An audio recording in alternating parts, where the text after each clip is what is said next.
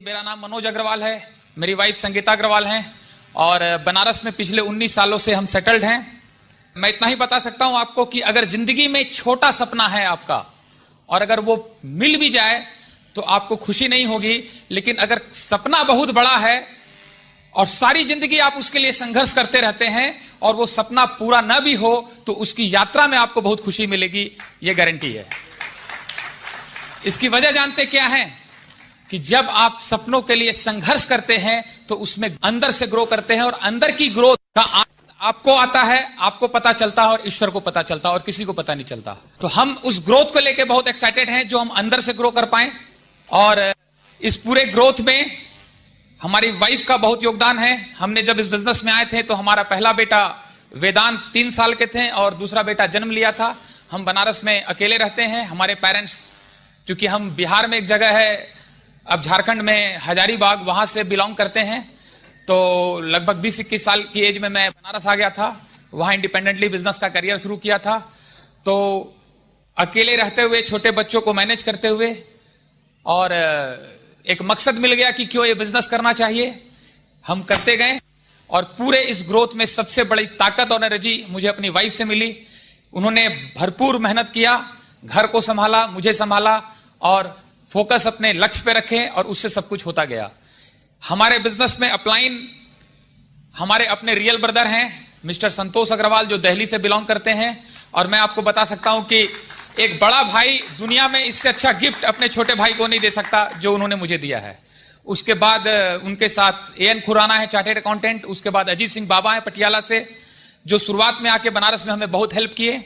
उसके बाद हमारे मेंटर है सिकंदर टिवाना, जिनकी एज मुझसे कम है लेकिन उन्होंने सबसे ज्यादा इंस्पायर किया मुझे इस बिजनेस में, क्योंकि विजडम क्या होता है ये उनसे सीखा मैंने। और इत्तेफाक है कि उनके अपलाइन जो हैं वो 65-70 साल के राम सिंह संधू हैं, जो कनाडा में सेटल्ड हैं। और धर्म, अध्यात्म और जिंदगी क्या होती है ये मैंने उनसे सीखा। और अपलाइन डायमंड है हमारे डेविड शोर फ्रॉम यूएसए। तो दोस्तों, ये लाइन ऑफ स्पॉन्सरशिप जो बेस्ट से बेस्ट मिली। लेकिन मैं पहले चाहूंगा कि आप जिन्होंने इस बिजनेस में मुझे सबसे ज्यादा ताकत दिया, साथ दिया इस मुकाम तक आने के लिए, आप उनको सुने। तो तैयार हैं आप लोग? तो help me welcome my beautiful wife Sangeeta Agarwal on stage. Good evening friends, मैं संगीता और आज जो मैं आप लोग के साथ शेयर करूंगी कि मुझे इस बिजनेस से क्या चीज मिल रही है ना। तो सबसे पहले है कि भगवान ने हमें उस वक्त हमारे माइंड को ओपन रखा जब ये बिजनेस हम लोग को प्रेजेंट किया गया और हम लोग को इसे समझने की शक्ति दी। I am really very thankful to Brit World Wide, जिसने हम दोनों को इंटरनली और एक्सटर्नली चेंज किया, जिसकी वजह से ही हमारे सपने पूरे हो रहे हैं। और I am very thankful to my all appliance and dedicated team, जिनकी वजह से आज हम इस स्टेज के ऊपर हैं। And they really give us heavens happiness and real freedom in the life.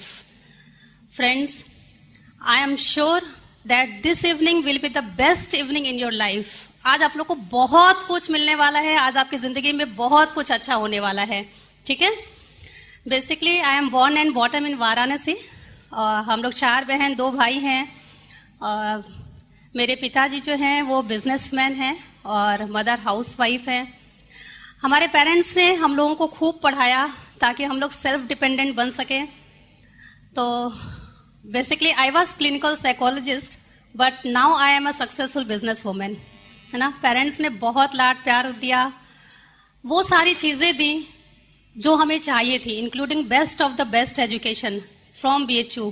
और दैट टाइम हम लोग ज्वाइंट फैमिली में थे और उस वक्त इतने बच्चों को घर से काफी दूर कोएड एजुकेशन, और वो भी खास करके हम लोग 4 बहनें बड़े थे, लड़कियों को पढ़ाना बहुत ही टफ सिचुएशन, बहुत स्ट्रगल वाला पीरियड था अपने फैमिली के साथ। लेकिन फिर भी हम लोगों के लिए उन लोगों ने बहुत स्ट्रगल किया, बहुत सैक्रिफाइस किया। उन्हें हमेशा स्ट्रगल करते हुए देखा। बच्चों के सपने पूरे करने हैं, अपने नहीं, इसके लिए वो लोग हमेशा तैयार रहते थे। बहुत अच्छे संस्कार उसको उन लोगों ने हमारे अंदर डाला। फ्रेंड्स, लेकिन हम चाहते, मेरे सपने क्या थे, बहुत बड़े थे बचपन से ही, और मैं नहीं चाहती थी कि बच्चों के सपनों को पूरा करने के लिए मुझे सैक्रिफाइस करना पड़े। मैं चाहती थी मेरे सपनों के साथ साथ मैं बच्चों के सपनों को पूरा करूं। लेकिन ये सब कैसे होगा मेरे को कुछ भी नहीं पता था। मैं सिर्फ सोचती थी, सपने देखती थी। शायद भगवान ने इसीलिए मनोज जी को और बाद में इस बिजनेस को भी हमारी जिंदगी में ले आए। बेसिकली हम लोग की अरेंज मैरिज है, लेकिन now we are in love. एक बहुत ही अच्छा इंसिडेंस है कि जब हम लोग एक दूसरे को शादी के लिए जब हम लोग एक दूसरे को देखे, मैं बाहर के रो पड़ी और मैंने पापा से कहा यही मिला था आपको, और सभी लोग परेशान हो गए कि क्या करें। बट मुझे बहुत समझाया गया और कहा गया कि तुम्हारे पास अभी बहुत वक्त है, तुम सोच लो, अभी कोई जल्दी नहीं है। फिर जब मेरे पास टाइम था तो मैंने सोचा कि मैं हमेशा गॉड से प्रे करती थी कि भगवान मुझे वही लड़का देखने आए जिसको आपने मेरे लिए बनाया है। क्योंकि होता था ना, हमेशा मैं देखती थी ज्वाइंट फैमिली में सब लड़कियों को देखने के लिए बहुत सारे लोग आते थे, रिजेक्ट करके चल जाते, तो वो अच्छा नहीं लगता था। तो मुझे लगा कि कहीं ऐसा तो नहीं कि भगवान ने इसको मेरे लिए ही बनाया हो। और थैंक गॉड भगवान ने मुझको सद्बुद्धि दी और मैं क्राउन हस्बैंड को खोने से बच गई। तो फ्रेंड्स, उसी समय मैंने भगवान से एक और प्रे किया कि जब आपने ये जोड़ी बना ही दी है तो फिर हमको इस काबिल भी बनाना कि हम लोग दोनों जने मिलके प्रूफ कर सके कि we are the best of the best couple in this universe. Friends, हमारे ससुराल में हमारे सभी इन लॉज और जितने भी लोग हैं बहुत ही अच्छे और ओपन माइंडेड है। At that time I was in education process और सब चाहते थे कि मेरी एजुकेशन कंप्लीट हो। तो घर के काम के साथ साथ मैं पढ़ाई में लग गई और मैंने अपनी एजुकेशन, अपना डॉक्टरेट कंप्लीट किया। लेकिन अभी हमारी पढ़ाई चल ही रही थी कि हम पेरेंट्स बन गए और हमारी गोद में पहला बेटा आया जिनका नाम वेदांत है। फिर हम होता है ना कि पढ़ाई के बाद हमको अपना कुछ कैरियर डेवलप करना होता है। भले ही हमें जरूरत नहीं थी क्योंकि इनके पास पहले से बहुत सब कुछ था, लेकिन चूंकि पढ़े हैं इसलिए कुछ करना है, तो हम भी क्लिनिक जाने शुरू कर दिए। लेकिन एक छोटे बच्चे के साथ दिन भर घर से बाहर रहना बहुत टफ सिचुएशन थी और कुछ ही समय में मुझको वो छोड़ना पड़ा और मैंने घर पे अपनी क्लिनिक शुरू कर दी। लेकिन अभी क्लिनिक शुरू हुई थी कि मैं फिर से प्रेग्नेंट हो गई और उस वक्त मैं सोचती कि भगवान इस बार बेटी दे देना ताकि फैमिली कंप्लीट हो जाए। क्योंकि बिजनेस फैमिली थी, हमें पता था उनके लिए बिजनेस ढूंढना पड़ेगा। हालांकि उस समय भी 2-2 फैक्ट्रियां थी, लेकिन वक्त को कोई नहीं जानता और मुझे लगा कि सब कैसे होगा, इसलिए मैं लड़की चाहती थी। लेकिन भगवान को मंजूर नहीं था, उन्होंने फिर से बेटा दे दिया और उनका नाम आर्यमन है। और जब हम लोग ये टफ सिचुएशन से गुजर रहे थे तभी हमारे जेठ जी ने ये बिजनेस इनको ऑफर किया। मैंने हॉस्पिटल में ही फॉर्म साइन किया था, तो ये मुझे आके बोले देखो बेटे के साथ साथ भगवान ने बिजनेस को भी भेज दिया है। हमें कुछ नहीं पता था, लेकिन देखिए इससे भी बड़ा रीजन हमारे दिमाग में आया, अगर मैं क्लिनिक करूंगी, अगर मैं क्लिनिक जाती हूँ तो हम दोनों के रास्ते अलग होंगे, मंजिल अलग होगी और रात को दोनों जने अपने अपने चैलेंजेस के साथ वापस आएंगे और निश्चित रूप से वो एक टेंशन भरी जिंदगी देगा। तो मैं बहुत खुश थी कि मुझे अब क्लिनिक नहीं जाना होगा, हस्बैंड के साथ साथ रहेंगे, काम करेंगे। और इस बिजनेस में जब हम दोनों साथ रहे तो आज हमारे सपने एक हैं, हमारी मंजिल एक है, हमारा रास्ता एक है। We are really love, respect and peaceful mind. देखिए फ्रेंड्स, हमारे नियर डियर जो बहुत से लोग हैं ना, जब हम उनके बीच जाते थे तो वो बहुत हंसते थे और कहते थे तुम इतना पढ़ लिख के डॉक्टर बन के ये क्या करने लग गई हो। मुझे बहुत दुख होता था, लेकिन उनको हम कैसे बताएं कि वहां पे तो हम सिर्फ लोगों को जो है देख के क्लिनिक जाके सिर्फ पैसे कमा सकते हैं, बट उनको अच्छी जिंदगी नहीं दे सकते हैं। और यहाँ पे तो हम पैसे के साथ साथ उनको अच्छी जिंदगी दे सकते हैं, उनको पैसा कमाना सिखा रहे हैं। तो ये सारी चीजें हम उनको दे रहे हैं। देखिए इस बिजनेस में जब हम आए तो इस बिजनेस से बहुत सारे रिवॉर्ड्स मिले जो हम आपको बाद में शेयर करेंगे।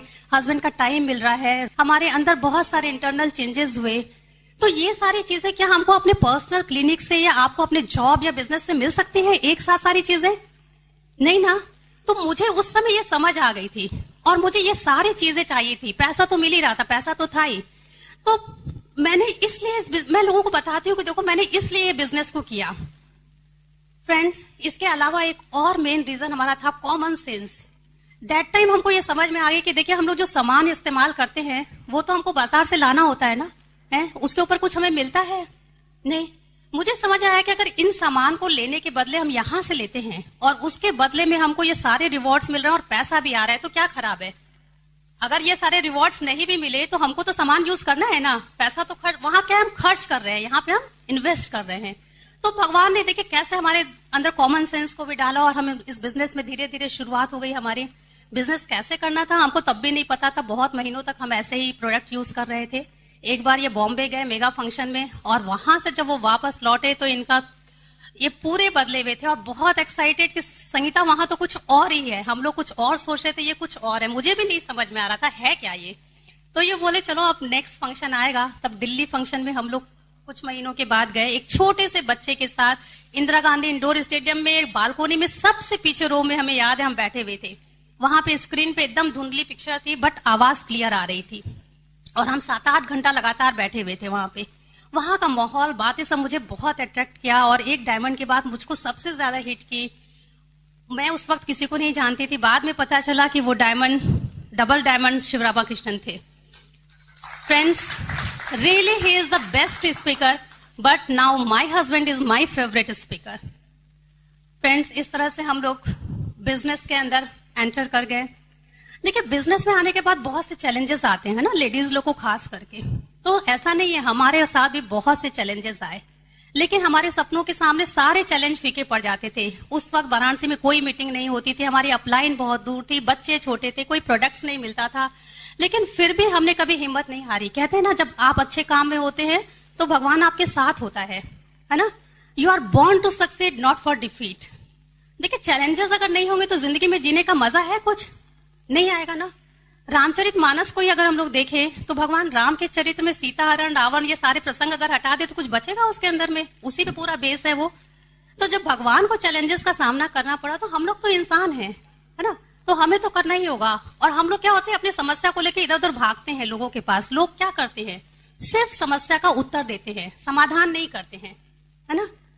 कहते हैं ना कि ऊंची चट्टानों से मत घबरा ए अकब, अकब यानी पंक्षी, है ना। ऊंची चट्टानों से मत घबरा ए अकब, ये तो आते हैं तुझे और ऊंचा उड़ाने के लिए, है ना। फ्रेंड, उसी तरह से हम लोग की जिंदगी में भी जो चैलेंजेस है ना, वो हम लोग को अपने मंजिल के नजदीक लेके जा रहे हैं। वो कहते हैं मंजिल अब दूर नहीं है, आप उसके बहुत करीब हो, आप सक्सेस के करीब हो। तो उस टाइम पे हमको सबसे ज्यादा पेशेंस बना के रखना है और कंसिस्टेंसी, परसिस्टेंसी बना के रखनी है और उनसे लड़ते हुए आगे बढ़ते जाना है, ठीक है, सक्सेस होके दिखाना है। अब चैलेंजेस को ओवरकम करने के लिए क्या करना होता है? एक चीज सीखा कि सेट द हायर गोल, है ना। जब आपका गोल बहुत ऊंचा होगा ना तो जो छोटे छोटे हर्डल्स आ रहे हैं आपको वो दिखाई नहीं पड़ेंगे। और हमारे सपने रियली इतने बड़े थे कि कुछ भी चैलेंज आता था हमको कुछ नहीं दिखता था, हमें सिर्फ अपना गोल दिखता था, ये पाना है, कैसे बच्चों को मैनेज करना है, कैसे क्या करना है, सब हो जाता था। कैसे होता था वो भी हमें नहीं मालूम, बस हो जाता था क्योंकि हमें अपना लक्ष्य दिखाई पड़ता था। फ्रेंड्स, इन चैलेंजेस को हम ओवरकम करते चले गए और धीरे धीरे हमको बहुत सारे रिवॉर्ड्स मिलते गए और अभी भी बहुत रिवॉर्ड्स मिल रहे हैं। हमने जो सोचा नहीं था उससे कहीं ज्यादा मिल रहा है। आज मुझे मेरे हस्बैंड का 24 आवर्स कीमती टाइम मिल रहा है। जब वो मेरे बच्चों के साथ खेलते हैं ना तो मुझे बहुत अच्छा लगता है कि अपने बच्चों को ग्रो करता हुआ देख रहे हैं। आज वो मेरे लिए ज्यादा परेशान होते हैं कि संगीता को मेंटली फिजिकली कैसे आराम मिले। तो फ्रेंड्स, आप लोग को भी अपने हस्बैंड में ऐसे चेंजेस चाहिए, है ना, तो आपको भी ये सारी चीजें मिल सकती हैं। अचानक से जब कोई आदमी कहता है ना कि मनोज जी आपके कारण हमारी जिंदगी बदल गई, हमारी जिंदगी में खुशियां आ गई, that time I really proud of him. मुझे बहुत अच्छा लगता है कि भगवान आपने हमें इस काबिल बनाया कि हम अपनी जिंदगी में वैल्यू ऐड करने के साथ साथ लोगों की जिंदगी में भी वैल्यू ऐड कर सके। फ्रेंड्स, इस बिजनेस ने really give us piece of mind. मुझ में बहुत सारे इंटरनल चेंज किए, इसके लिए आई एम वेरी थैंकफुल। मुझे बहुत गुस्सा आता था, अब वो नहीं आता है। मेरा बिहेवियर, मेरा थिंकिंग प्रोसेस, मेरा एटीट्यूड, सब कुछ पॉजिटिव डायरेक्शंस में बदल रहा है। मुझे बैड हैबिट्स थी वो अपने आप धीरे धीरे खत्म हो रही हैं। इसके अलावा वर्ल्ड टूर तो सबको बहुत अच्छा लगता है और मुझे भी बहुत शुरुआत से ही था कि विदेश घूमे, बट पैसा होते हुए भी ये सब पॉसिबल नहीं हो रहा था क्योंकि टाइम का चैलेंज होता था। आज इस बिजनेस से हम लोग कई सालों से फ्री में विदेश यात्रा कर रहे हैं और सबको पता है कि वहां कितना अच्छा, आपके लीडर्स बताते होंगे कि कितना अच्छा वहां पे ट्रीटमेंट मिलता है, मनी मिलती है। जिन फोटोज को कभी हम लोग ना जी की अपनी किताबों में पढ़ते थे, देखते थे, आज उन सबको हकीकत में देख रहे हैं, है ना। Leaning tower of pizza, Vatican city और यहाँ तक कि हिंदुस्तान, आगरा का ताजमहल भी मैंने इसी बिजनेस की वजह से देखा, नहीं तो पता नहीं कितने वर्षों में कब देखते। कई बार देखिए, एक रिवॉर्ड्स और बहुत अच्छा लगता है कि इस संजोग से हम लोग की एनिवर्सरी हमेशा उस टाइम पे ही पड़ती है और हम लोग मोस्टली अपना एनिवर्सरी विदेश में मनाते हैं। हमने शादी के समय कभी नहीं सोचा था कि अपने देश में भी सही तरीके से मनाएंगे, बट अब हर साल विदेशों में हो रहा है। आप लोग को चाहिए ऐसा है? तो ये सारी चीजें जो नहीं सोचे थे वो सब कुछ रिवॉर्ड्स में मिल रहा है। फ्रेंड्स, एक चीज और है कि हमारे एक रिलेटिव्स ने कहा कि आप अपने बहुत सारे इतने कंट्रीज के फोटोज और ये सब दिखाइए, तो हमने उनको अवॉइड कर दिया कि जो है ना आप ऐसे ही देख लो वीडियो कैमरा में इसमें, क्योंकि अब कितने के फोटो लेंगे ना, हमको तो हर साल जिंदगी भर घूमना है। और हम लोग के आम जिंदगी में क्या होता है वो फैक्ट है, आम जिंदगी में कितनी बार लोग विदेश जाते हैं, 1-2 बार, तो उनके लिए वो मायने रखता है वो फोटो, वो सीडी, सब कुछ। अब रोज ही जाना है तो कितना सीडी आप रखोगे। तो ऐसे ग्रेट लाइफ स्टाइल ये बिजनेस आपको देता है फ्रेंड्स।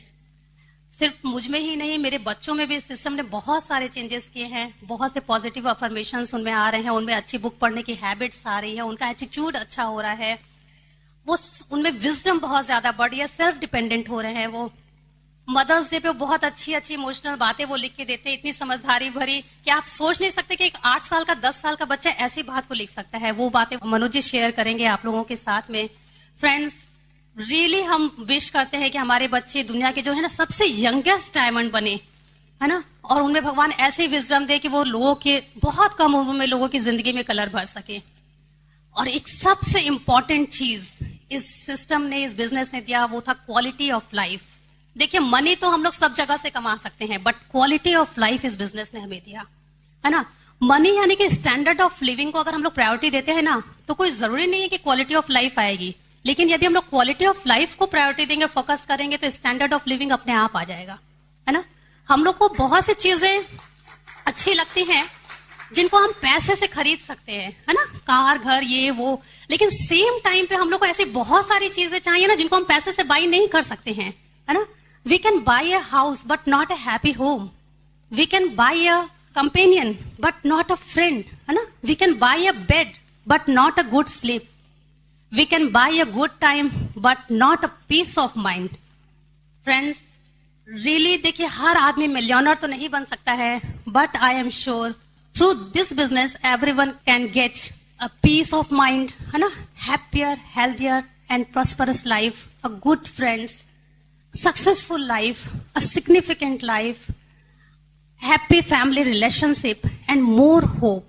फ्रेंड्स, मैंने सिर्फ दृढ़ निश्चय किया और अपने आप को वक्त के साथ बदला। There is no impossible word in my dictionary. Friends, सफलता ने कभी हम लोग को मदहोश नहीं किया और असफलता ने कभी डराया नहीं।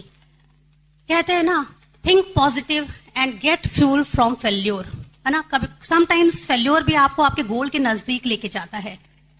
फ्रेंड्स, आज आप लोग जहां पे हैं वो आपकी चॉइस है, बट आज से आप जो डिसीजन लेंगे उसके रिवॉर्ड्स बहुत कुछ और हो सकते हैं। So believe yourself. भगवान ने आप सबको बहुत से गुण दिए हैं, बहुत से हुनर दिए हैं, सिर्फ उनको पहचानिए, खुद पे विश्वास कीजिए। You can achieve all your dreams. So help me inviting my diamond husband, the man who provides me really the great lifestyle. Thank you. Now I am inviting my husband.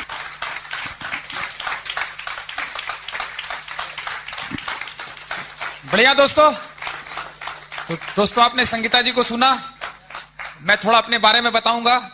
Hazaribagh एक जगह है झारखंड में, अभी वहां मैं बॉर्न हुआ, पढ़ाई शुरू हुई। 6 भाई हैं हम लोग, जिसमें मैं सबसे छोटा हूं। और हमारा वहां पर ट्रेडिशनल बिजनेस है, एजेंसी लाइन का, गल्ले का। पता नहीं, बचपन में पढ़ाई में बिल्कुल दिल नहीं लगा।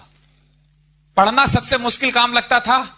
बिजनेस था अपना, थोड़ा शॉप पे बैठते थे, अपनी मजदूरी ले लेते थे, 100-200 रुपया, 25-50 रुपया, जो 10-20 रुपया मिलता था उसको खर्च करते थे।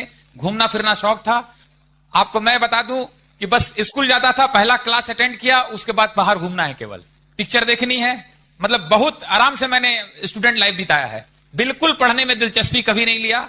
लेकिन एक घटना मुझे अच्छी तरह याद है कि जब क्लास 6-7 में था मैं, तो हमारे क्लास टीचर ने महाभारत की कथा सुनाई थी लंच के बाद। वो कथा जो उन्होंने सुनाया था वो लगभग 8-10 महीने तक चला था, और वो क्लास मैंने एक दिन भी मिस नहीं किया था।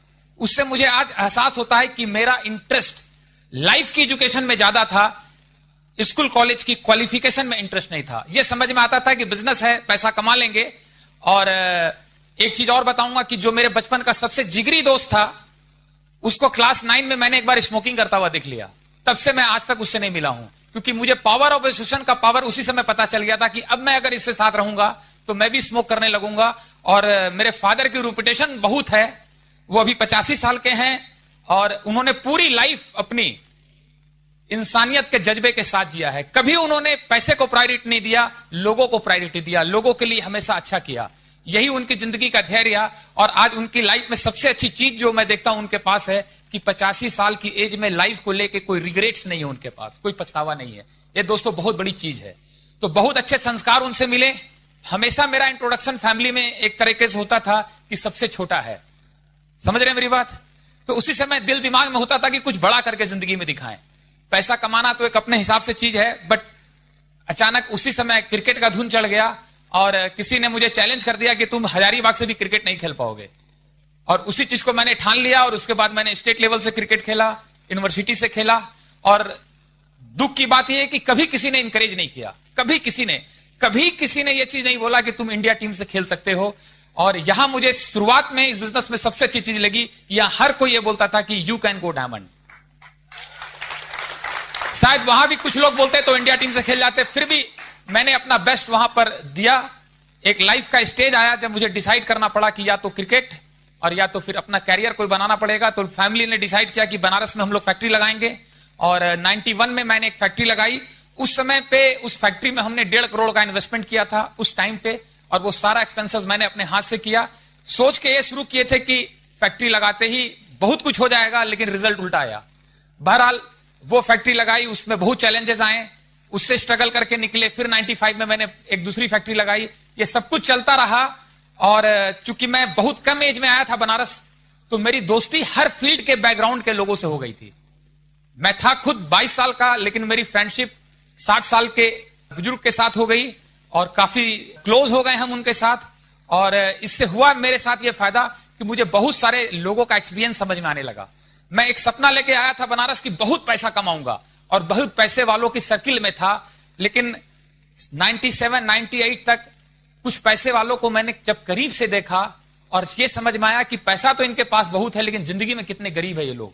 तो एक बात समझ में आ गई, उस समय समझ में आने लग गई कि पैसे से अमीर होना अलग बात है और जिंदगी में अमीर होना अलग बात है। और मेरा टेस्ट कुछ उसी दरमियान मेरा कुछ टेस्ट बदलने लग गया। काफी उतार चढ़ाव देख चुका था और बहुत सारे सवाल जिंदगी के जुड़ते जा रहे थे। और एक बात समझ में आ गया था कि पैसा कमाना केवल मेरी जिंदगी का पर्पस नहीं है। शायद भगवान हर इंसान को किसी पर्पस के लिए, पर्पस के साथ धरती पे भेजता है, और जब वो इंसान उस पर्पस के लिए काम करता है तो उसको बहुत खुशी मिलती है।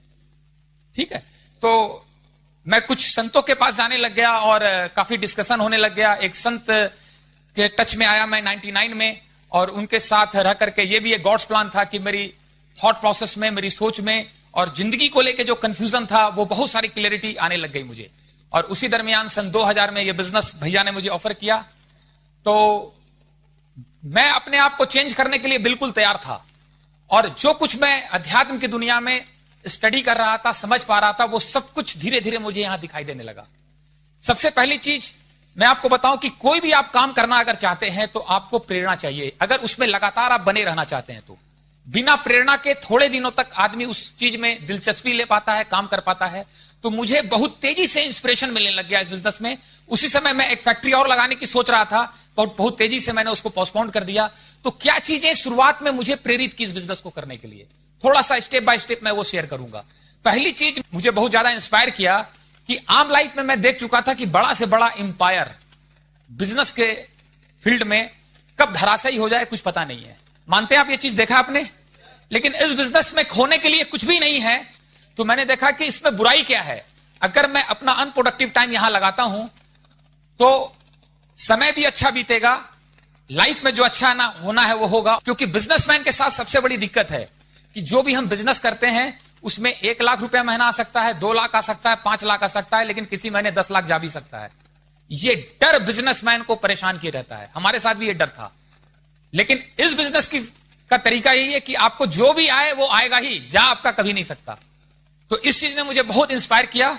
उसके बाद मैं अपने इस बिजनेस में आने के पहले ही समझ चुका था कि दुनिया में एक आदमी उतना ही कामयाब है, न कि उसका फाइनेंशियल लेवल कितना है, बल्कि उतना कामयाब है जिस लेवल पर उसकी फैमिली लाइफ है। तो यहां पर मैंने हस्बैंड वाइफ के साथ मिलकर जो काम करने का तरीका देखा। मैं जब फंक्शन में गया और मैंने देखा कि जो कपल्स आ रहे हैं स्टेज पे वो कितना खुश हैं, एक दूसरे को कितना अप्रिशिएट कर रहे हैं, और सबका कॉमन गोल है। तो यहां पर इमीडिएटली कुछ सीडी कैसेट सुनने के बाद मुझे समझ में आ गया कि यहां पर रहकर फैमिली लाइफ बहुत अच्छी हो जाएगी।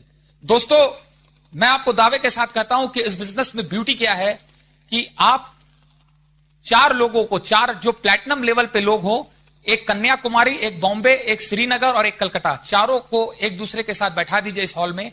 चारों एक दूसरे के साथ कभी नहीं मिले हैं, आपको उनकी सोच 100% एक मिलेगी। लेकिन एक छत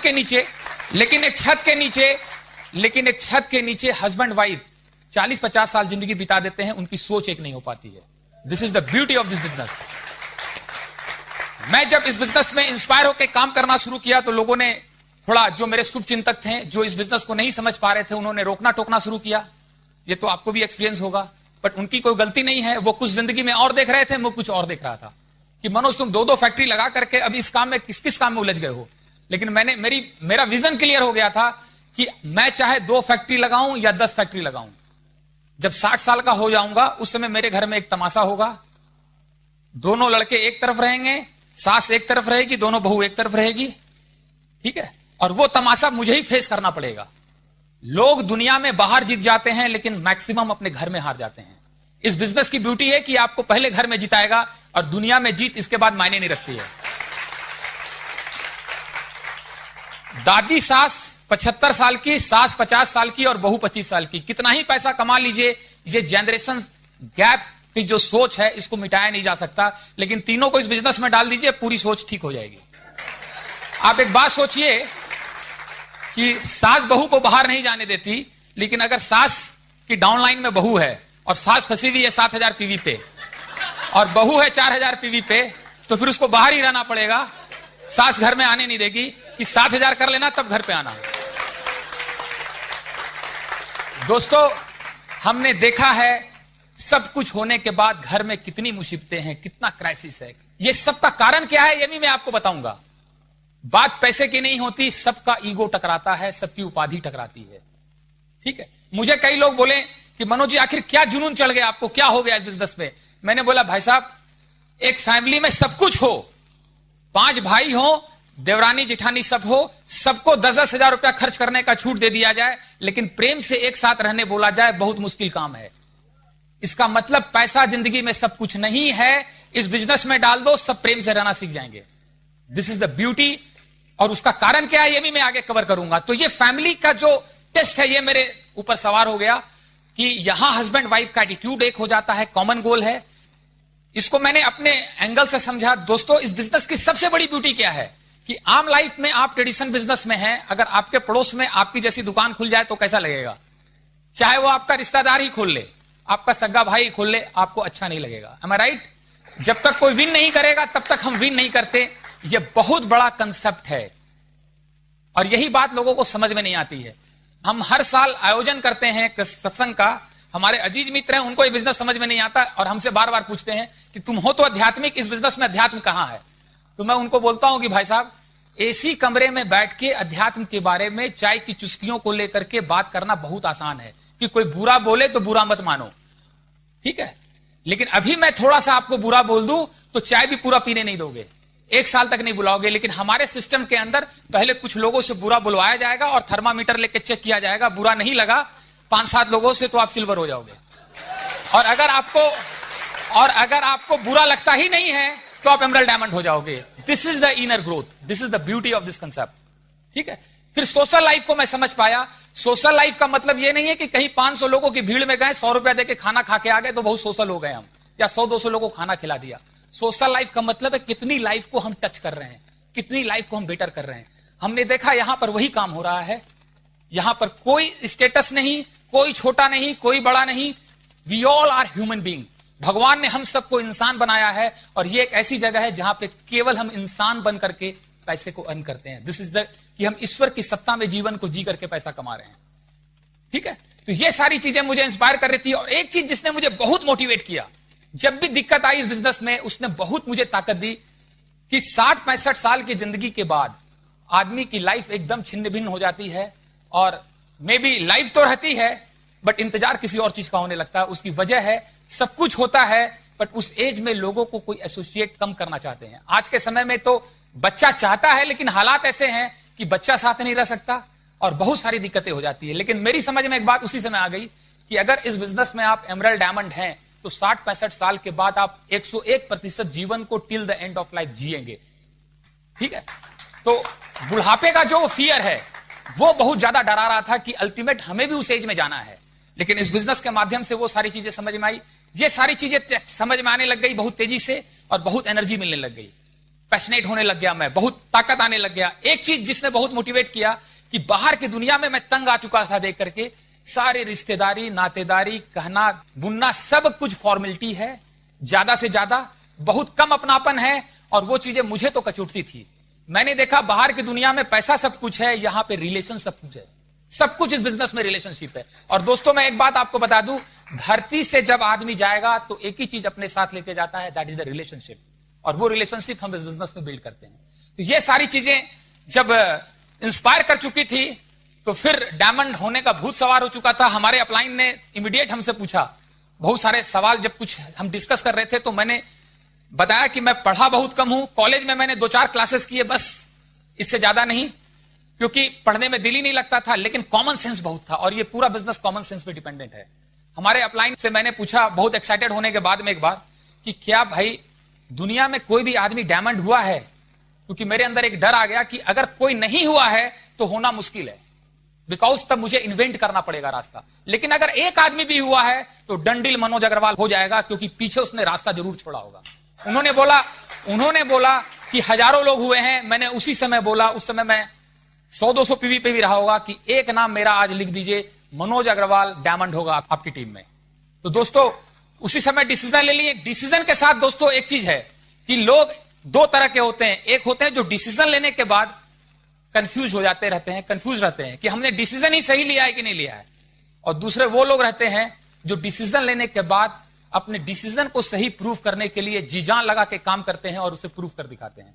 मैं दूसरे वाले लिस्ट में था और इसके बाद मैंने बहुत तेजी से अपने आप को बदलना शुरू किया।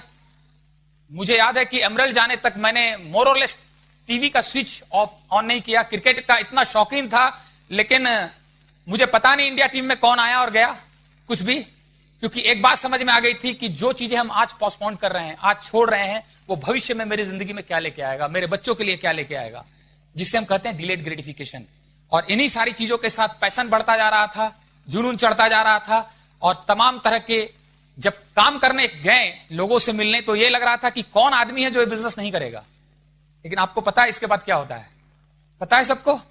तो वैसा ही मेरे साथ हो रहा था। तरह तरह के लोगों के रिएक्शन, तरह तरह की बातें, कुछ लोग मुझे समझाना शुरू कर दें। बट एक बात मेरी समझ में आ गई थी कि मुझे चाहे कितना ही समझा लो, मुझे इतना विश्वास हो चुका था कि इस बिजनेस से, दोस्तों एक चीज ध्यान में रखिएगा, लोग बाहर जो प्रतिक्रिया करते हैं वो इंपॉर्टेंट नहीं है, आपके अंदर क्या प्रतिक्रिया होती है, आपके अंदर क्या होता है। इस बिजनेस में रह करके जब मैं शुरुआती दौर में काम कर रहा था, 2-4-6 महीने तक तरह तरह के रिएक्शंस को झेल रहा था, तो एक चीज समझ में तुरंत आने लग गई कि 2-4-6 महीने में जो भी मैंने टाइम बिताया है उसमें मैं इंप्रूव हो रहा हूं, मेरी वाइफ इंप्रूव हो रही है। धर्म का, अध्यात्म का एक ही पर्पस है, हम जो कुछ करते हैं अपने आप को ठीक करना है, और मैं ठीक हो रहा हूं। यह चीज मुझे सेटिस्फेक्शन दे रही थी। और स्ट्रगल भी आ रहे थे, सब कुछ हो रहा था, लेकिन मैं इतना ज्यादा फोकस हो चुका था बिजनेस में, इतना विश्वास मेरा बढ़ चुका था कि ब्रह्मा विष्णु महेश भी आके बोले कि इस बिजनेस को छोड़ दो, तो मेरी सेहत पे कोई असर नहीं पड़ने वाला था। दोस्तों जो भी इस बिजनेस में चैलेंजेस आते हैं वो गॉड आपको टेस्ट करता है। टेस्ट ये करता है गॉड कि क्या आपको इतना विश्वास है अपने ऊपर कि कुछ बंदों की जिंदगी में आपके हवाले कर दूं तो आप उसको संभाल पाएंगे। तो दोस्तों जब भी चैलेंजेस आए यही समझिएगा कि गॉड आपको टेस्ट कर रहा है। मेरा फोकस इतना ज्यादा था कि एक बार मैं कलकत्ता गया हुआ था, मैं सिल्वर हो चुका था उस समय, 2003 की बात है ये, 3-4 की, और पीछे से हमारे घर में चोरी हो गई। हालांकि हमारी बहुत अच्छी कॉलोनी है और बाय फॉल्ट हो गई तो हो गई। हम जो लॉस हुआ 3-4 लाख रुपए का, 4-5 लाख रुपए का, उसको लेके मैं 1% परेशान नहीं था। कलकत्ता में मैं मीटिंग नहीं कर पाया, उसको लेके परेशान था। बहरहाल फॉर्मेलिटी पूरा करने के लिए मुझे वापस बनारस आना पड़ा। घर के लोग और कॉलोनी के लोग मुझे जबरदस्ती थाने ले गए। मुझे लग रहा था कि मेरा एक दिन खराब कर रहे हैं, जो होना था वो तो हो गया, इस बिजनेस से बहुत कुछ आने वाला है इससे ज्यादा, तो मैं एक दिन खराब क्यों करूं। अब थाने में गया तो मुझे उसकी रिकवरी में इंटरेस्ट नहीं था, लेकिन थानेदार में इंटरेस्ट आने लग गया। इमीडिएटली 1 हफ्ते में उसको स्पॉन्सर कर डाला, उसके नीचे स्पॉन्सर किया।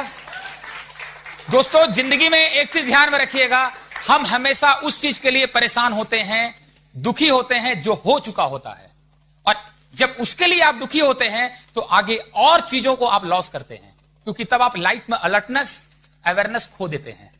बहरहाल वो हमारा कंज्यूमर ही रहा और इसी तरह सब कुछ चलता रहा और हम पैशनेट हो गए, बहुत सारा एहसास हुआ। तो जो बिजनेस में बिलीव और कॉन्फिडेंस आ रहा था वो अपने अंदर के एहसास से आ रहा था। लोग कहते हैं ना कि समझाने का बिजनेस है। दोस्तों, आप किसी को नहीं समझा पाएंगे। 40 साल घर में रहने के बाद हस्बैंड वाइफ को नहीं समझा पाता, वाइफ हस्बैंड को नहीं समझा पाता, हम लोग लोगों को समझा पाएंगे? ये बिजनेस एहसास का है, रियलाइजेशन करने का है। जो मेरे अंदर रियलाइजेशन थी, जिससे मुझे ताकत मिल रही थी, वो मैं आपसे शेयर करूंगा और वो बहुत पावरफुल होगा। आज जानना चाहेंगे आप? मैंने अपने एंगल से इस बिजनेस को समझा, अपने एंगल से रियलाइज किया। एक रियलाइजेशन जो मेरे अंदर बहुत तेज आया कि जब मैं अध्यात्म को स्टडी कर रहा था तो अपने सन से समझ पाया कि लाइफ का पर्पस क्या है। हर चीज का दोस्तों एक धर्म होता है। मिर्ची का धर्म क्या है? तीता होना। चीनी का धर्म क्या है? तो मानो जो हम मनुष्य हैं, हमारा धर्म क्या है, हमारा नेचर क्या है, हमारी प्रकृति क्या है? To love and to be loved is the fulfilment of human life.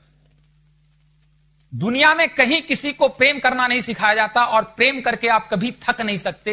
हजारों घंटे लगातार प्रेम कर सकते हैं, आपकी एनर्जी बढ़ती जाएगी। लेकिन किसी को घृणा करते हैं और नफरत करते हैं तो 1 घंटे में ही आप थक के चूर हो जाते हैं, क्योंकि आप अपने नेचर के एंगल्स जीते हैं।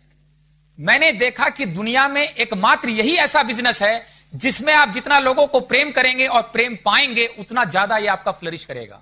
बाकी दुनिया में कोई ऐसा बिजनेस नहीं है। तो मैं रियलाइज कर पाया, समझ पाया कि दुनिया में इसीलिए हर फील्ड का आदमी डायमंड बनता है, लेकिन डायमंड किसी और फील्ड में नहीं जाता। उसकी वजह यही है कि यहां पर हमें अपने नेचर में जिंदगी को जीने का सुख मिलता है। दूसरी चीज जो मैंने एहसास किया कि इतना अच्छा सब कुछ है तो लोगों को समझ में क्यों नहीं आता है बिजनेस। तो फिर यह भी समझना पड़ा और सीखना पड़ा कि समझ में क्यों नहीं आता और आता है।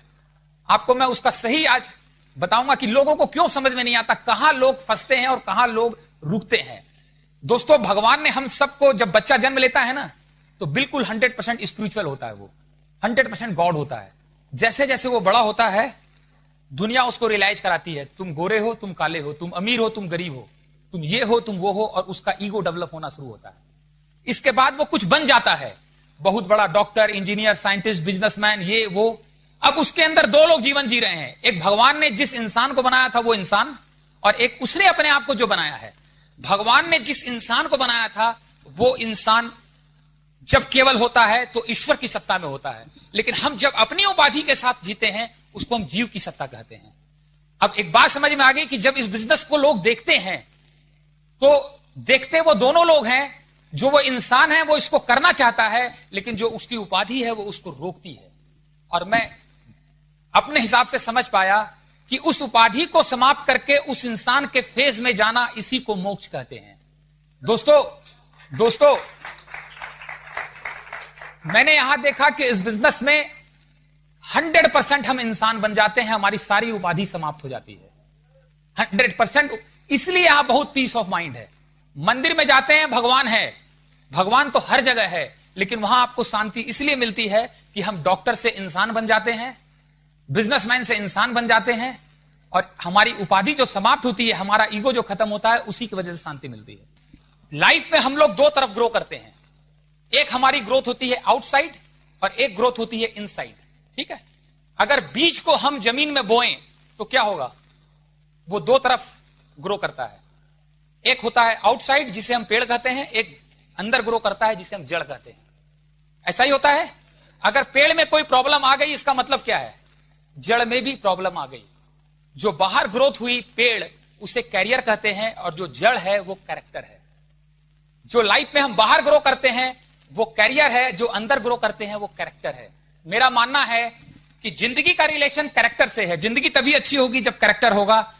हस्बैंड वाइफ दोनों का कैरियर बहुत अच्छा है, 2-2 लाख रुपया महीना कमाते हैं, लेकिन अगर कैरेक्टर बिल्ड नहीं हुआ है तो उनकी जिंदगी शायद अच्छी नहीं होगी। लेकिन एक हस्बैंड वाइफ 15-15 हजार रुपया महीना कमा ले, कैरेक्टर दोनों का अच्छा है, तो डन डील, जिंदगी उनकी बहुत अच्छी होगी। अब फर्क क्या है कि बाहर की दुनिया में पेड़ लग जाता है, जड़ बने न बने, कैरियर बन जाता है, कैरेक्टर बने न बने। इसलिए बड़े बड़े पेड़ बना करके भी लोग जिंदगी में दुखी हैं। लेकिन इस बिजनेस में क्या है, पहले जड़ बनेगा, पहले कैरेक्टर बनेगा, तब पेड़ लगेगा। और यही लोग पेशेंस लूज कर जाते हैं, पेशेंस लूज कर जाते हैं कि जब जड़ बढ़ रहा होता है तो उन्हें पेड़ की ज्यादा चिंता हो जाती है। दोस्तों, आज मेरी जिंदगी में सबसे बड़ा फर्क क्या आया कि पहले मैं लोगों से बहुत जल्दी प्रेशर में आ जाता था जो फाइनेंशियली मेरे से ज्यादा स्ट्रांग होते थे। आज बिकॉज ऑफ जो मैं यहां सीखा हूं ब्रिज सिस्टम में और यहां के लीडर से, आज दुनिया का सबसे धनी आदमी भी मेरे सामने आ जाए तो वो प्रेशर में आ जाएगा, मनोज अग्रवाल प्रेशर में नहीं आने वाला है। जानना चाहेंगे क्यों? पहले मैं प्रभावित होता था लोगों के पास क्या है, अब मैं प्रभावित होता हूं लोगों में क्या है। दोस्तों, हम बच्चों के लिए क्या छोड़ के जाएंगे ये इंपॉर्टेंट नहीं है, बच्चों में क्या छोड़ के जाएंगे वो इंपॉर्टेंट है। स्कूल कॉलेज की जो पढ़ाई है वो हमको अच्छा कैरियर दे सकती है, लेकिन जब तक जिंदगी की पढ़ाई में नहीं आएंगे तब तक जिंदगी अच्छी नहीं होगी। और इस सिस्टम में जिंदगी की पढ़ाई है, इसलिए मैं इस बिजनेस का फैन हूं, इसलिए मैं पैशनेट हूं। एक और चीज है, यहां आपको अचीवमेंट मिलेगा, सक्सेस मिलेगा, लेकिन यहां आपको फुलफिलमेंट मिलेगा। लाइफ को फुलफिलमेंट चाहिए। बाहर की दुनिया में मैंने देखा है लोग अचीवमेंट करते हैं, लेकिन लाइफ को फुलफिलमेंट चाहिए। दोस्तों, मैं ऐसे ऐसे लोगों को देखा हूं जो 100 करोड़ 200 करोड़ कमाने के बाद 65 साल 70 साल की एज में फूट फूट के रोते हैं, क्योंकि वो लाइफ में सब कुछ अचीव तो गए लेकिन अंदर से खाली रह गए। एक बार एक व्यक्ति ने मुझे कहा कि मनोज जी, आप लोग लाइफ की बहुत बात करते हैं, आखिर क्या कारण है? मेरे पास सब कुछ है 100-200 करोड़, तो भी मैं बेचैन हूं, और मेरा जो गार्ड है, सिक्योरिटी गार्ड, वो भी बेचैन है। मैंने उसको बोला, भाई साहब, आप बेचैन इसीलिए हैं कि आप बाहर से तो अमीर हो गए हैं लेकिन अंदर से आप अभी भी गरीब हैं। अगर जब आदमी अंदर से अमीर होता है तो बाहर से अपने आप बुद्ध हो जाता है, वो जिस तरह महात्मा गांधी की लाइफ थी। यह बिजनेस में मैं आपको गारंटी देता हूं, बाहर जो कुछ हो आप अंदर से बहुत अमीर हो जाएंगे।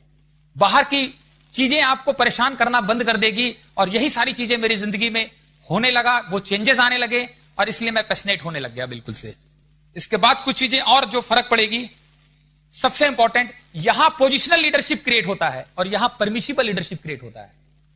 समझ पा रहे हैं ये चीज? दुनिया में दो तरह की लीडरशिप होती है। पोजिशनल लीडरशिप का मतलब है कि बहुत बड़े पद पे कोई व्यक्ति है, उसको सैकड़ों लोग फॉलो करते हैं, उस व्यक्ति को फॉलो करते हैं कि पद को करते हैं। यह अचीवमेंट है, फुलफिलमेंट नहीं है।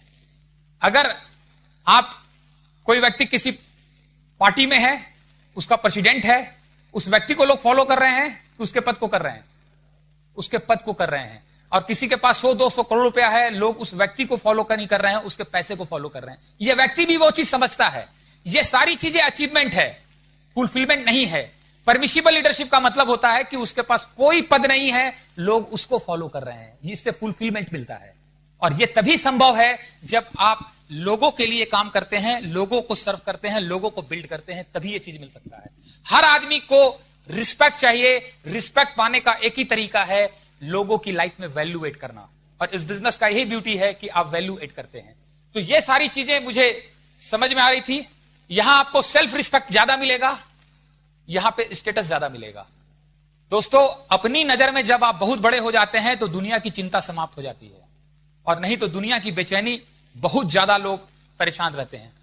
स्टेटस के बारे में मैं यही बता सकता हूं जो मैंने समझ पाया हूं, क्योंकि बहुत स्टेटस का कई बार आदमी को नशा हो जाता है। स्टेटस के चक्कर में फंस के आदमी आमदनी से ज्यादा खर्च करता है, उन चीजों को खरीदता है जिसकी जरूरत नहीं है, उस व्यक्ति को दिखाने के लिए जिसको पसंद नहीं करता है। ठीक है, तो दैट्स की मुझे इस चीज ने बेहद पैशनेट कर दिया कि मैं अब ईश्वर की सत्ता में जीवन को जी रहा हूं, ईश्वर की सत्ता में अर्न कर रहा हूं, क्योंकि मैं केवल यहां पर इंसान हूं। मेरे मन से यह बोझ उठ गया, क्योंकि पहले यह चीजें बहुत परेशान करती थी, बहुत परेशान करती थी, और इन सारी चीजों के साथ मैं काफी स्ट्रांग हो गया, पैशनेट हो गया, और अपना डिसीजन लेकर काम करता गया। बट दोस्तों, फिर मैं एक चीज बताऊंगा, भगवान लाइफ सबको देता है, डिजाइन किसी का नहीं करता है। डिजाइन उस इंसान को खुद करना पड़ता है।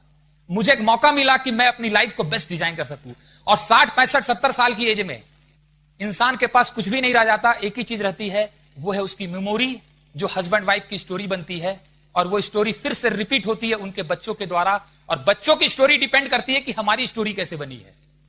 तो मैं अपनी स्टोरी बनाने में लग गया, स्ट्रगल करता गया, और जब तक स्ट्रगल नहीं आएगा तब तक हम ग्रो नहीं करेंगे। बिना स्ट्रगल के ग्रोथ ही नहीं होती। निखार ही नहीं आता जीवन में।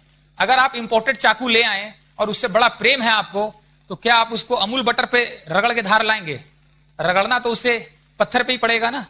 तो जब तक हम अपने आप को रगड़े नहीं, स्ट्रगल में नहीं डालेंगे, तब तक हमारे अंदर की ग्रोथ हो ही नहीं सकती है। हम भी कर रहे थे। और एक बात इस बिजनेस में रहकर मैं आपको पक्का बता दूं, जो मेरा विश्वास है कि जब आप दिल लगा करके अपना सब कुछ न्यौछावर करके पूरे शिद्दत के साथ काम करते हैं तो ईश्वर आपको मदद करता है।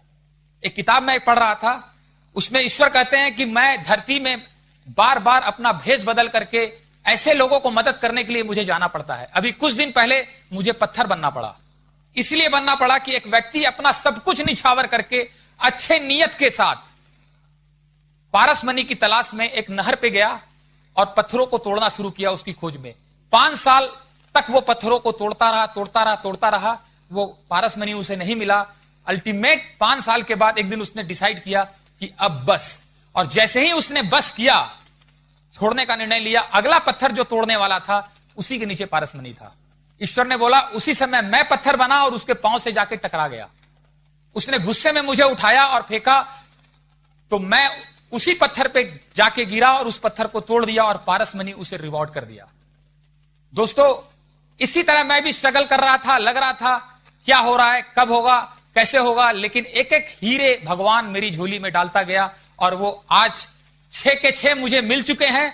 3 पॉलिश होके कंप्लीट हो गया है और 3 की पॉलिश चल रही है, जो बहुत जल्दी आप देख पाएंगे। तो दोस्तों, ये इस तरह से मेरी एक बहुत बढ़िया ऑर्गेनाइजेशन बनने लगी, बहुत कमिटेड टीम बनने लग गई। और मेरी टीम में बहुत कमिटेड लोग हैं, बहुत विजडम वाले लोग हैं। हम अपनी अपलाइन से तो सीखते ही हैं, लेकिन मैंने अपनी टीम में भी बहुत लोग हैं जिनसे बहुत कुछ सीखा है। और दोस्तों, मैं एक चीज आपको बता दूं, जब तक आपकी टीम में हमसे योग्य लोग टीम में नहीं आएंगे, तब तक हमारा बिजनेस बड़ा नहीं होगा। बस हमें केवल एक ही चीज सीखनी है कि अपने से ज्यादा योग्य लोगों को लीड कैसे करना है, और उसके लिए ब्रीड सिस्टम हमारे सामने है। वो क्वालिटी हमें अपने अंदर डेवलप करना है। बस एक चीज ध्यान में रखिएगा, आप इस बिजनेस को बिल्ड करते हुए, ये लीडर बनने का बिजनेस नहीं है। जब केवल आप लीडर बनते हैं तो पोजिशनल लीडरशिप क्रिएट करते हैं, लेकिन जब लीडर क्रिएट करते हैं तब आप परमिशिबल लीडरशिप पे जाते हैं और लीगेसी क्रिएट करते हैं। हमें लीडर बनना नहीं है, लीडर क्रिएट करने का बिजनेस है ये। ठीक है। अब एट लास्ट मैं बताऊंगा कि इस बिजनेस से क्या हमें रिवॉर्ड्स मिला। जानना चाहेंगे आप? दोस्तों, जैसा मैंने बताया कि पैसा बहुत कुछ था, पैसे की दुनिया मैंने बहुत देखी है। ऐसे ऐसे लोग मेरे दोस्त हैं जिनकी वर्थ 500 करोड़ है, 1000 करोड़ है, बट बहुत सारी चीजें जिंदगी में ऐसी होती है जो हम पैसे से नहीं खरीद सकते, और उसी से लाइफ में फुलफिलमेंट मिलता है। अभी 2.5-3 साल पहले जब मैं एमरल्ड क्वालिफिकेशन में था, हमारे फादर बीमार हो गए, बहुत सीरियस, उन्हें वेलोर ले जाना पड़ा। हम भी जा रहे थे, तो हजारीबाग से ट्रेन से उन्हें कलकत्ता के थ्रू फ्लाइट से जाना था, और फादर की स्थिति नहीं थी कि ट्रेन से वो उतर सके। हमारे एक ब्रदर साथ में थे। ट्रेन 4 बजे सुबह पहुंचनी थी। हमारे कलकत्ता में और भी बहुत जानने वाले लोग हैं। एक आदमी सुबह 4 बजे नहीं पहुंच पाया, लेकिन मेरी टीम के 2 लीडर रात में 3 बजे व्हील चेयर और गाड़ी लेकर के वहां पहुंच चुके थे, और जब तक फ्लाइट नहीं गई तब तक वो साथ में रहे। हमारे फादर बहुत चिंतित रहते थे शुरुआत में कि तुम फैक्ट्री छोड़ के बिजनेस कर रहे हो, कहीं तुम्हारा लाइफ डिस्टर्ब ना हो जाए, क्या कर रहे हो नहीं कर रहे हो, क्योंकि उन्हें समझ में नहीं आता था। फिर जब वो वेलोर से आए, फिर उन दोनों मेरे लीडर ने उनको संभाला। तो घर पे आने के बाद हमारे पिताजी ने मुझे पास में बुला के बोला कि तुम जल्दी से डायमंड बनो। जिस बिजनेस में ऐसे दोस्त मिलते हैं, धरती में उससे अच्छा बिजनेस हो ही नहीं सकता है। और वो बेसब्री से इंतजार कर रहे हैं आज मेरे डायमंड होने का। दोस्तों, जब मैं एमरल्ड हुआ तो मेरी टीम की तरफ से एक मेमोंटो दिया गया मुझे, और उसको एक बहुत योग्य व्यक्ति ने, एक विद्वान ने, जो मेरी टीम में है, काफी अजीज है मुझे, उन्होंने रात में हस्बैंड वाइफ ने मिलकर 4 घंटे तक विशुद्ध हिंदी में लिखा, और काबिले तारीफ था वो। जब वो मेमेंटो मुझे दिया गया, तो चूंकि वो लॉयर हैं, उस फील्ड के बहुत सारे लोग आए थे, और तो बाद में उन्हें 15 दिन के बाद किसी ने अप्रोच किया कि हमारे बहुत बड़े अधिकारी रिटायर हो रहे हैं, उनके लिए भी कोई मेमेंटो लिख दीजिए। मालूम है उनका जवाब क्या था? बोला, वो मेमेंटो मैंने नहीं लिखा है, मनोज जी के प्रति मेरी फीलिंग जो है, उस फीलिंग ने मुझसे लिखवाया है। आपके अधिकारी के लिए कोई फीलिंग हो तब तो हम लिख पाएंगे। दोस्तों, फॉरेन ट्रिप की बात हमारी वाइफ ने जैसा बताया, और मैं यही बोलूंगा कि बाहर की दुनिया में जनरली आत्मसम्मान ले लिया जाता है, लेकिन यह एक ऐसा प्लेटफॉर्म है जहां आपका आत्मसम्मान आपको वापस दिला दिया जाएगा। मुझे बड़ा दर्द होता था कि मैं पढ़ नहीं पाया था और पढ़े लोगों का नॉलेज मुझे फेस करना पड़ता था। मुझे पैसे से ज्यादा अट्रैक्शन इस चीज को प्रूव करना है कि पढ़ाई बहुत जरूरी है, नॉलेज बहुत जरूरी है, लेकिन नॉलेज से ज्यादा जरूरी कैरेक्टर है। आप जानना चाहेंगे नॉलेज और विजडम में क्या फर्क होता है? जब नॉलेज बहुत ज्यादा होता है ना आदमी पे सवार, तो वो आदमी को आदमी ही नहीं समझता है, और विजडम होता है तो आदमी को आदमी की तरह ट्रीट करता है। वो जिसको नॉलेज बहुत होगा वो बोलेगा बहुत ज्यादा, जिसको विजडम होगा वो सुनेगा बहुत ज्यादा। नॉलेज हो जाता है ना, जैसे नॉलेज जिसने जरूरत से ज्यादा क्रिएट कर लिया है, तो फिर क्या स्थिति होती है? अगर आप बहुत ज्यादा खाना खा लिए तो क्या स्थिति होगी आपकी? या तो पचाना पड़ेगा, और पचेगा नहीं तो क्या होगा? वॉमिटिंग होगी। तो मैं तो बनारस में अक्सर देखता हूं कि बहुत सारे नॉलेज वाले लोग चाय की दुकान पे बैठ करके वॉमिटिंग करते रहते हैं भाई। लेकिन जब उस नॉलेज को आप डाइजेस्ट कर लेते हैं तो आपको कुछ नहीं बोलना पड़ता है, वो विजडम बन के आपकी लाइफ से रिफ्लेक्ट होता है और कई लोगों की लाइफ में पॉजिटिव स्प्रे कर देता है। इस बिजनेस में जो आपको सक्सेस मिलेगा वो कभी नॉलेज से नहीं मिलेगा, विजडम से मिलेगा। आपको वो नॉलेज विजडम में तब कन्वर्ट होता है जब आप उस पर एक्शन करते हैं।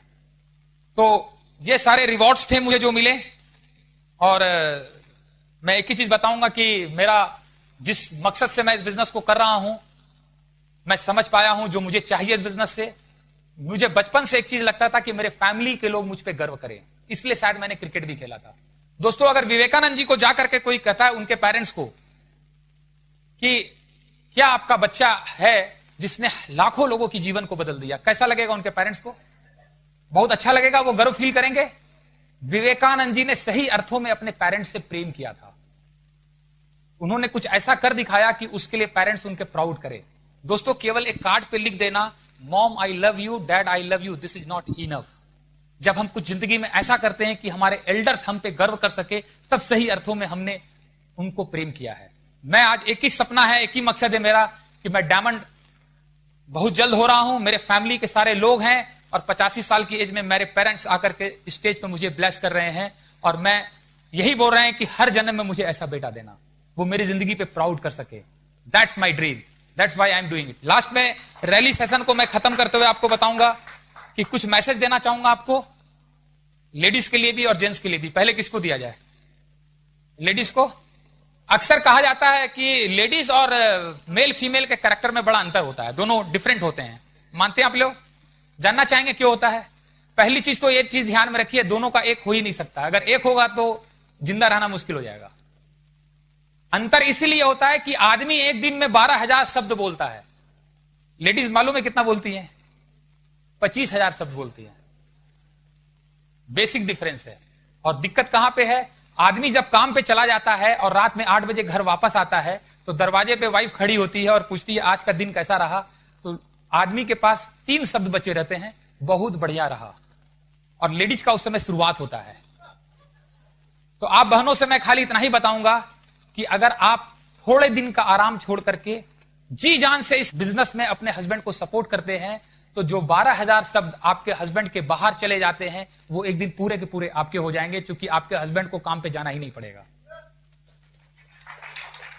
याद कीजिए उस हस्बैंड को जिससे आपकी शादी हुई थी, किस कदर आपका दीवाना था, लेकिन आज इतना प्रेशर है काम में, इनकम करने का इतना प्रेशर है, जॉब में इतना प्रेशर है, बिजनेस में इतना प्रेशर है कि वो अपने आप को ही भूल चुका है। आपको वो हस्बैंड इस बिजनेस से वापस मिलेगा जिससे आपकी शादी हुई थी। चाहेंगे आप? बस थोड़े दिन की साथ चाहिए, थोड़े दिन का जुनून चाहिए। तैयार हैं आप लोग? अब मैं अपने भाइयों को मैसेज यही देना चाहूंगा कि दोस्तों, मैंने अपने डायमंड से एक बहुत अच्छी बात सीखी है डेविड सोर से, कि wife is the secret weapon of our life.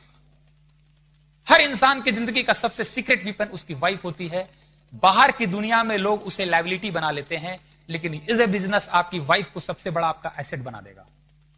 दोस्तों, हम लाइफ में कुछ भी डेवलप कर ले, सब कुछ डेवलप कर ले, प्रॉपर्टी, ये वो, लेकिन 60-65 साल की एज में मालूम है आपके लिए सबसे ज्यादा टाइम किसके पास होगा?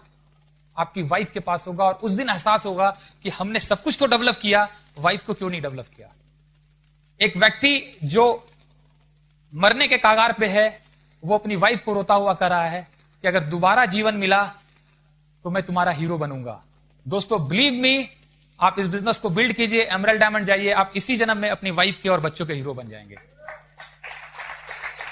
अब एट लास्ट खत्म करते हुए मैं सभी को एक मैसेज दूंगा कि एक बार एक आदमी पहाड़ पे गया और 2 चट्टानों को लेके आया, 2 छोटे छोटे पत्थर को लेके आया।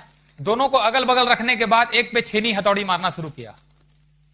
तो दूसरा वाला तब तक वो मॉल में घूम के आया था, पिक्चर देख के आया था। उसने बोला, यार मैं तो घूमने फिरने जा रहा हूं, रोज तुम्हारी पिटाई हो रही है यहां पे, लहू लुहान हो तुम। तो उस दूसरे पत्थर ने बोला, पता नहीं ईश्वर ने किस मकसद के लिए मुझे चुना है, तुम मजा करो, हम मार पिटाई जो मेरी हो रही है वो देखते हैं, हम दर्द को सहते हैं।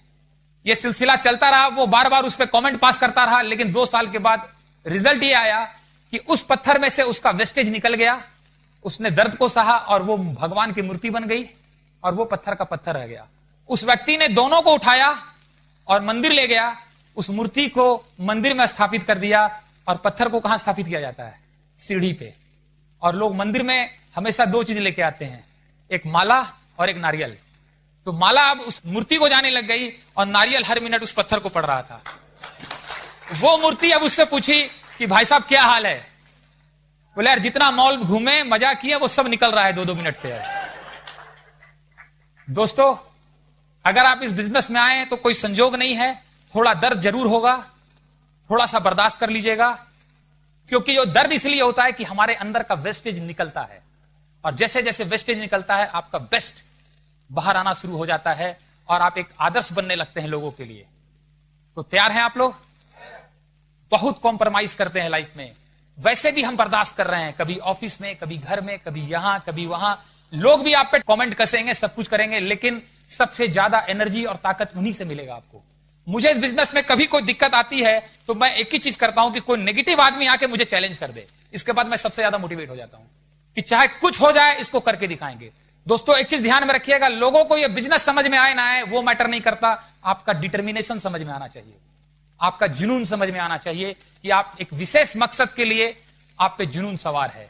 तो दोस्तों, थोड़ा सा बर्दाश्त कर लीजिएगा, जब कामयाब होकर के आप स्टेज पे आएंगे सारी जिंदगी लोगों को बर्दाश्त करना पड़ेगा। Wish you all the best. Back to host.